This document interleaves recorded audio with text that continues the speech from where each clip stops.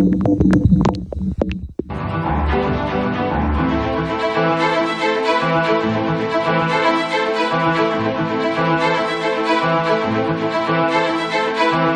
están? Buena semana. De verdad que nos vamos de aquí los lunes en la noche y decimos, vamos a ver qué pasa. Y llegamos el lunes y entre viernes y domingo cosas pasan que nos obligan a hablar de esto, pero creo que hay que hablarlas. Después de los informes de Culiacán, de repente, un poco de la nada, tengo que decirles mi sensación. El presidente dice golpe de Estado. Dice la palabra.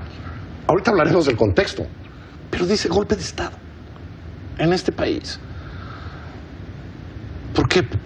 Por las declaraciones de un militar en retiro, en un desayuno, tal vez. Hoy nos enteramos que sobre todo por los bots y lo que pasa en redes sociales.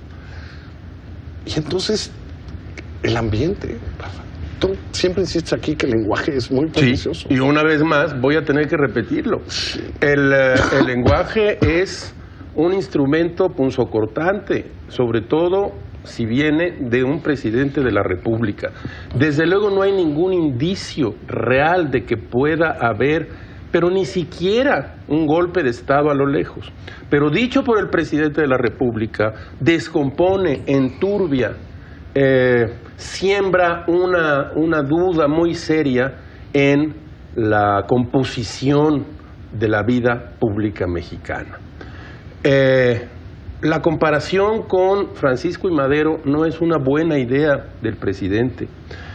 Primero porque es falsa y segundo porque el presidente Madero terminó muy mal. Y si realmente hubiera un golpe de Estado en evolución, sí, nosotros estaríamos en este momento defendiendo el pulso constitucional de un presidente elegido por una mayoría. Entonces hay que decirlo, esto es muy importante. Yo creo que el presidente ha reaccionado a Culiacán, al discurso del general Gaitán, a las noticias de que hay una economía estancada y que decrece, a un malestar en general que el presidente pone todos los días en la mañanera. Y luego al pleito innecesario también con los medios y con los periodistas, utilizando palabras realmente ofensivas, que son las palabras de Gustavo Madero, diciendo, la figura del bozal. La figura de, ahora van a morder la mano que les quitó el bozal. No, la libertad de prensa en México es un largo trayecto que nos ha costado trabajo a todos, a la sociedad mexicana para empezar, y no tenemos hoy en día nadie que nos quite el bozal, a ninguno de nosotros. Entonces, de pronto, de jueves a lunes, tenemos un ambiente completamente descompuesto y con muchas mentiras y falacias. Sí, que además, Ibabel, porque lo quiero decir, hoy termina con una presentación de un personaje que no conocíamos. ¿Qué dice? Que los insultos a la prensa están creados por Felipe Calderón, y el hijo de Felipe Calderón, por Aurelio Nuño. Yo no mencionaba esas palabras hace mucho tiempo, Aurelio Nuño, y por Romero Hicks, insultando a la prensa por haber molestado a Andrés Manuel López Obrador. Yo ya no entiendo nada, Ibabel, ayúdame. Oye, no, bueno, yo menos. Pero ahora estamos muy serios porque de verdad que el escenario es muy preocupante.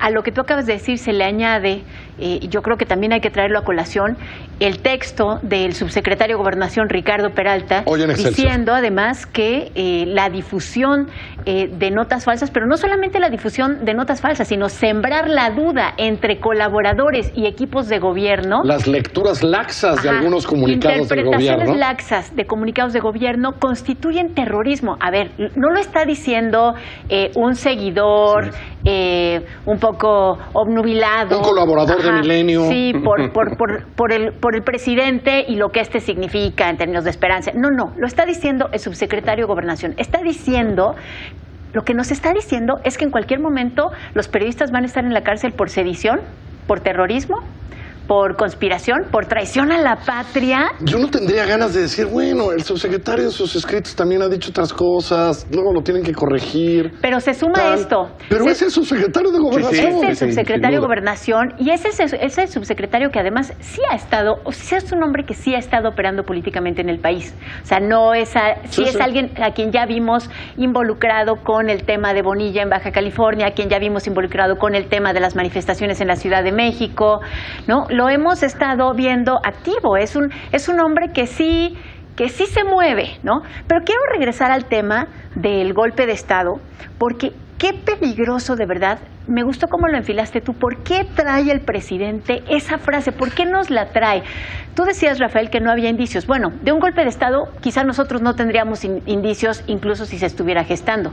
Pero que el presidente lo traiga, que el presidente lo saque a colación, además a la ligera, porque lo trae en un tuit, ¿no? Sí. Y además, bueno, dice, hoy en la mañana tiene que salir a decir, no, yo nomás diciendo. Yo nomás dije. Yo nomás dije. Porque además hay que decirlo aquí con todas sus letras. A ver, un golpe de Estado no es que alguien llega y remueve al presidente de la República y quítate tú para ponerme yo. Un golpe de Estado, y tú lo decías ahorita bien, es algo gravísimo que anula todas las instituciones, todas. O sea, en ese momento nuestras leyes ya no sirven, nuestro Poder Judicial ya no sirve, nuestro Congreso ya no sirve. Y seríamos los primeros en defender. Sin duda. No los 30 millones, porque López Obrador dijo, a mí me van a defender 30 millones. No, a usted no lo vamos a defender, pero el orden constitucional lo tenemos que defender todos. De acuerdo. Completamente de acuerdo. ¿Debe empezar a preocupar, Rafa? ¿O son cosas... O en un gobierno que ocupa 2 horas diarias para el diálogo circular, estas cosas tenderán a pasar más y no es más que lenguaje? Con la gravedad que bueno, el lenguaje tiene. a mí me inquieta. Me inquieta porque a medida que pasa el tiempo, vamos apenas a llegar al primer año del gobierno de Andrés Manuel López Obrador, y hay una escalada lingüística. El presidente tiene un problema de límites con su lenguaje.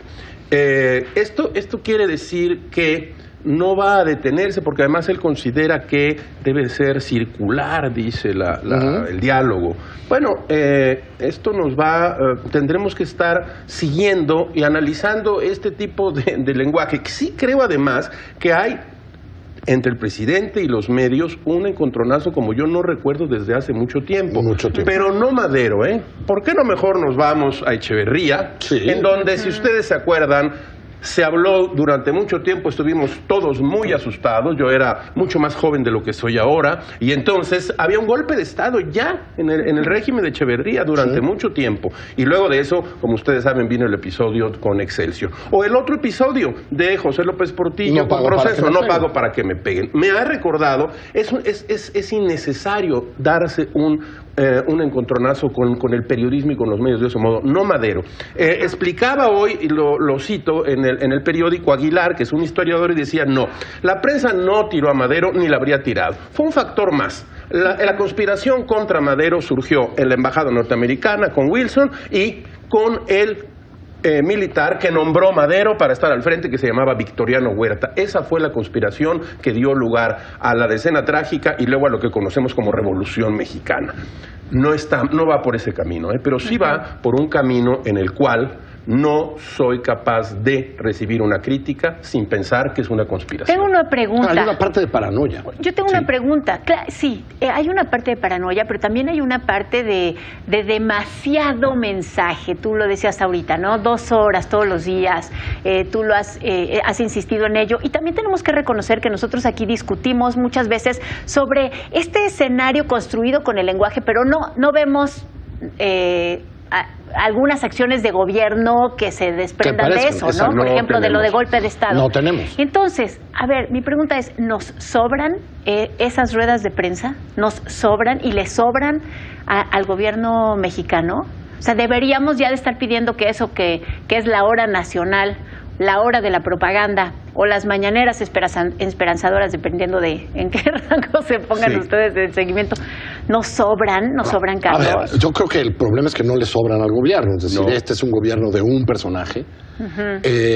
Ese es el personaje, es el que habla para todo el gobierno, con todo el gobierno. Vemos muy pocos salir secretarios de Estado, subsecretarios de Estado, jefes de compañías grandes como Pemex, como CFE, son inexistentes. Creo que eso no iba a funcionar tanto tiempo porque se llenan de muchas cosas que no deberían estar llenas. Hoy el presidente hace una lógica de la historia mexicana, ¿no? Muy extravagante, ¿no? Pues sí, no, cuando yo hoy lo agarré como 7:30, creo, se echó 20 minutos hablando de historia, ¿no? Necesitamos al presidente de la República. lo necesita él, su partido y la manera de hacer política de su partido, porque nadie más puede hablar, porque él manda, ¿no? Sí. Es parte del Pero, carácter. Hay una concentración de poder en el presidente que hemos visto cada día y que creo ha aumentado. A medida que esa concentración de poder aumenta también lo ilimitado de su lenguaje. Entonces no puedo sino pensar, hay una crítica severísima, llama halcones a una parte, a una franja de los críticos, y sin embargo no tiene palabras realmente duras contra el crimen organizado. Entonces empieza a haber un desfase.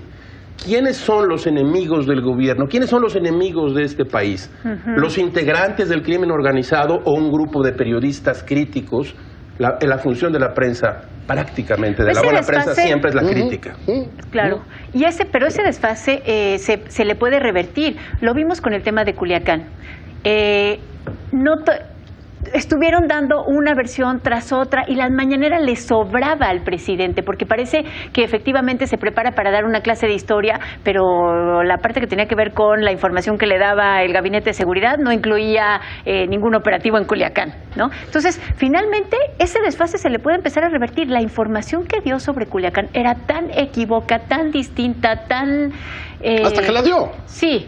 3 días después, Pero 4 o le 5 hizo días mucho después. le hizo mucho daño y al además gobierno. diciendo quién estaba al frente del operativo, lo cual me pareció verdaderamente una condena muy peligrosa. Sí, un poco Pero es lo que porque hay quería un yo decir es desfase que entre a ellos no les acciones y- sobran, porque sí hay una No, yo parte pienso que que no les funciona sobran. perfectamente políticamente al Es un presidente. instrumento político en todas las mañanas, un instrumento realmente muy Sí, serio para para emitir- ejercer presión, para decir, para mandar noticias que son... Para dar línea. Bueno, Estoy de acuerdo con ustedes para emitir el mensaje, pero creo que conforme el desfase vaya creciendo, cada vez va a ser más difícil salir en la hora nacional a explicar lo que no está haciendo como gobernante. creo que se nos acaba el tiempo, pero Bueno. yo sí quisiera decir, todavía no tenemos, decíamos... Ni uno. Todavía no tenemos un solo caso real de censura por parte del gobierno del presidente López Obrador. Así es, hay que decirlo. Dicen los que saben que su vocero Jesús Ramírez Cuevas prácticamente no habla a los diarios ni se mete como en el pasado sí lo hacían Todo el todos tiempo. los directores de comunicación social por órdenes del presidente. Todavía no lo tenemos, pero lo que tenemos es un lenguaje francamente desaforado. Eso es lo que tenemos. Son 2 maneras, pero en todas las mañanas ahí está el señalamiento. Ahí está. Gracias, Rafa. Gracias, Ibabel. Gracias. Buenas Gracias noches. a ustedes.